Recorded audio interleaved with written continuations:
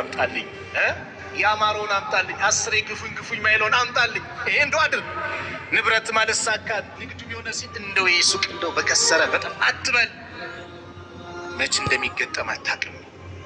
አንድ አባት ልጁ በመኪና ቁልፍ ጠየቀ። የለም ዘርበል አልሰጥህም አለ። እናቱን ላከበት። የልጁ እናት የሰውየው ባለቤት ማለት ነው።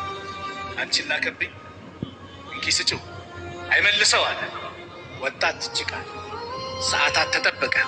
ልጅ አይመጣም፣ ቢጠበቅ አይመጣም። ስልክ ተደወለ።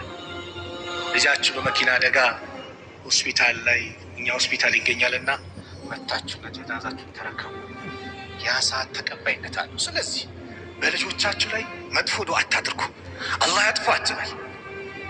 ኸይር ነገር እናድርግ። በተበሳጨን ቁጥር በነፍሳችን ላይም ዱዓ እናድርግ። እንደው በጠፋው አትበል። እንደው የንብረት እንዲሆነ አትበል። አላህ ሰፊ ብዙ አለው። ሀብታም ምንም አይጎልበት።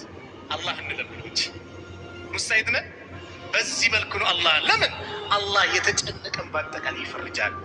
አመን ዩጂቡል ሙጠራ ኢዛ ደዓ፣ ማነው ችግረኛን ከመከራ ጭንቅ ባለ ሰዓት ዱዓው የሚቀበል፣ ወየክሽፉ ሱአ፣ መጥፎ ነገርን ከሱ ገለል የሚያደርግ የሚያነሳ፣ ወየጅዓሉኩም ሁለፋዕ አልአርድ፣ በምድር ላይ ተተኪ የሚያደርጋችሁ። አኢላሁ መዐላህ፣ ለመሆኑ ከአላህ ውጭ ሌላ አለን እንዴ? አለ እንዴ? የለም። ቀሊለን ማ ተዘከሩ፣ እንደ ጥቂት እንኳን አትገሰጹ።